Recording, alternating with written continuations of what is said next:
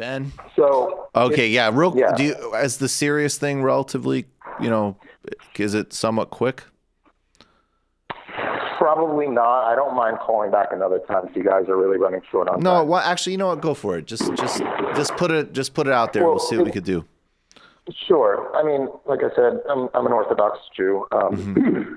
who leans extremely, pretty far left, Right, obviously. right, Um, the recent attacks and in the Jewish community and stuff like that, I I'm following obviously all sides of it because I see the right wing media covering it, I see the left wing media covering it, right, and everything in between, corporate centrist, whatever you want to call it. right. And I feel like most people really are not able to cover it effectively or properly, and I think that there's across the board.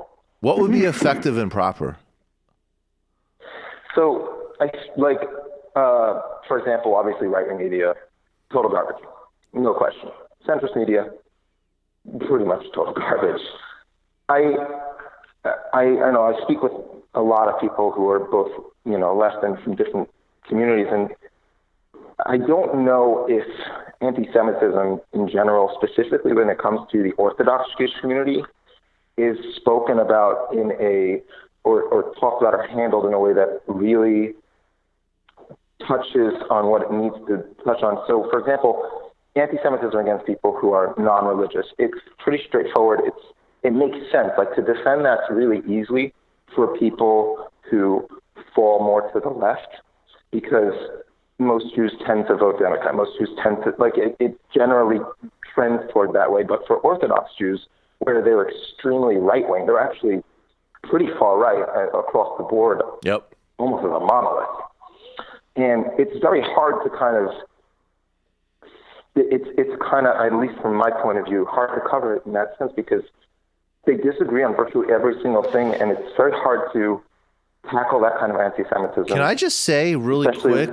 Sure, go ahead. I just want to add what you're saying. I mean, I think you're right, and that's kind of like part of the point. Like, I've actually, I remember several years ago, I had dinner with some ultra conservative, ultra orthodox, and there was definitely some real argument about politics, and even, by the way, like arguing about how old the Earth is, type of stuff. But, but I guess my point is, and this is, I don't want to keep, the dumb atheism that I criticize. This is never like, when you see security cam footage of some kid punching, a Hasidic guy in Brooklyn, that is absolutely unacceptable. It's a travesty. And I would just say similarly, like and this is where, have consistency. Don't be foolish. Like, we understand why, terrorizing and discriminating against somebody in Muslim garb is just innately wrong. And it's just wrong. It doesn't matter what the person, it doesn't matter what the position on Israel is. It doesn't matter what the view of religion is. It's irrelevant. When you get into the realm of attacking people because of traits and appearance and belief, you're totally out of the realm. Now, there's other debates that are worth having, and obviously, if about you, in an open society, how much religion can kind of like assert itself on the rest of the community. That's where, of course, I think secularists do need to fight back and hold their line.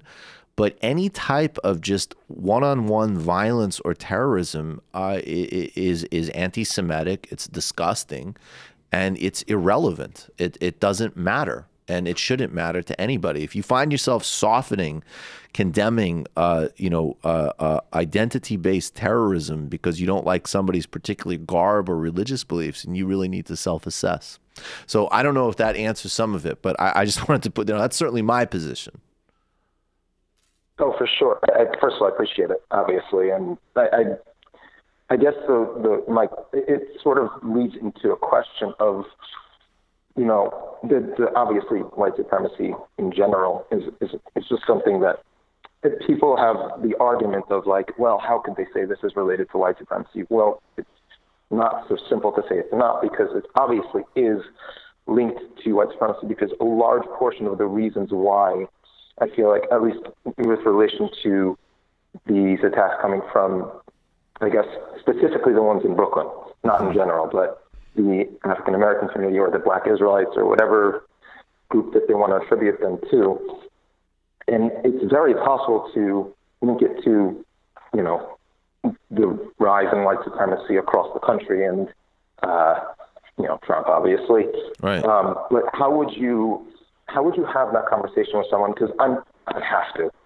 My whole family is Orthodox and conservative. My whole entire social circle essentially is. I'm going to need to have those discussions. So well, you would know. This is one of those questions where, of course, you would know better than me. But all I could say, I mean, I know I know it sounds really. I won't even give the same joke that I've made so many times. It's a funny joke, but I've made flippant jokes about, like, you know, and I think what I think of Israel, everybody knows. But the reality is like